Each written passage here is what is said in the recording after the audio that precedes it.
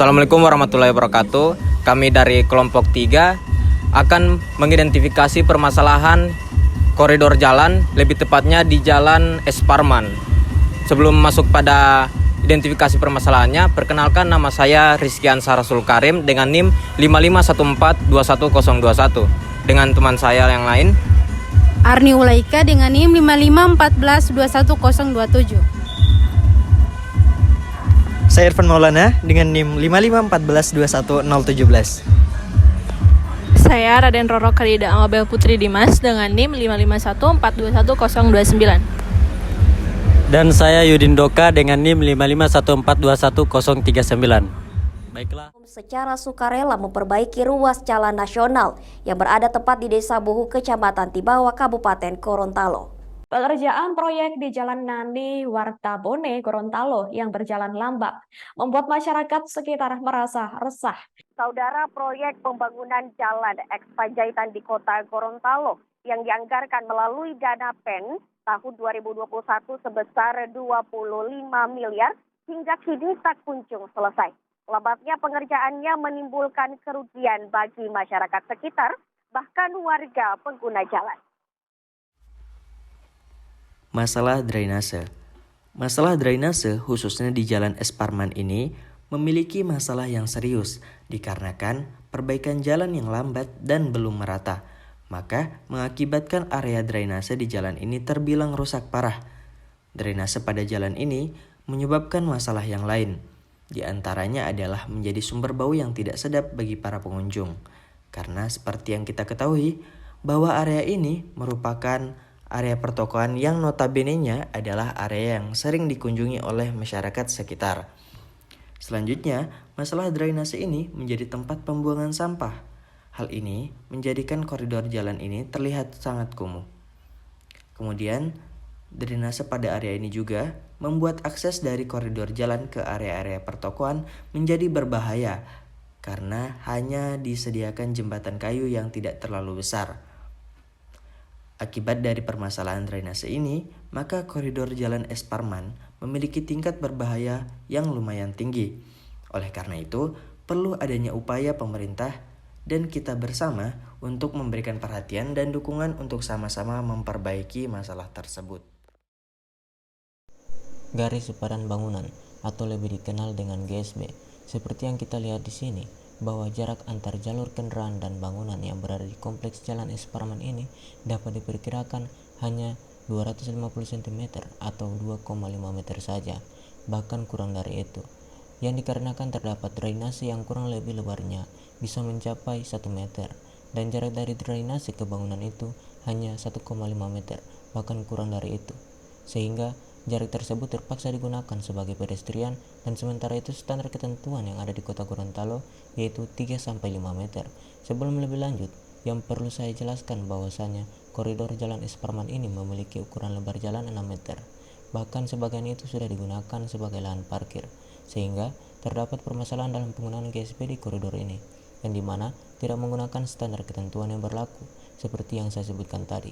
Dan perhitungan dasarnya untuk mengetahui standar minimal dari GSB yang dapat digunakan adalah ditentukan dengan kondisi ruang milik jalan atau 1/2 ROW tambah 1. Penjelasan simpelnya yaitu lebar jalan atau jalur kendaraan dibagi 2 dan ditambahkan 1 meter. Perlu diketahui bahwa garis sepadan bangunan tidak boleh dianggap remeh karena dapat menimbulkan beberapa permasalahan lainnya. Jika tidak menggunakan standar ketentuannya, maka salah satu dampaknya yaitu orang-orang yang akan berkunjung ke area pertokoan ini dan ingin memarkirkan kendaraannya secara tidak langsung akan menggunakan sebagian jalan sebagai parkiran. Maka dari itu harus lebih teliti dalam memperhitungkan garis sepadan bangunan di Jalan Es Parman agar tidak menimbulkan permasalahan yang banyak seperti saat ini. Selanjutnya, masalah lahan parkir. Seperti yang bisa kita ketahui bahwa kondisi lahan parkir di sepanjang Jalan Es Parman atau yang bisa dikenal di depan toko Informa ini kurang memadai dan memakan space jalan, yang dimana sebagian besar kendaraan mobil parkir di bahu jalan karena ketidaktersedianya lahan parkir yang cukup, sehingga menimbulkan kemacetan di jam-jam tertentu dikarenakan di jalan tersebut merupakan area pertokoan. Sumber utama dari kemacetan yaitu pengunjung yang parkir di sepanjang jalan jalan dan kendaraan yang lalu lalang lewat di jalan tersebut. Jika di sore hari menjelang malam, sebagian area parkir dipakai untuk lahan PKL berjualan. Selanjutnya, permasalahan persampahan yang terjadi di Jalan Es Parman ini bisa kita lihat penumpukan sampah-sampah plastik berserakan di sepanjang koridor jalan tersebut.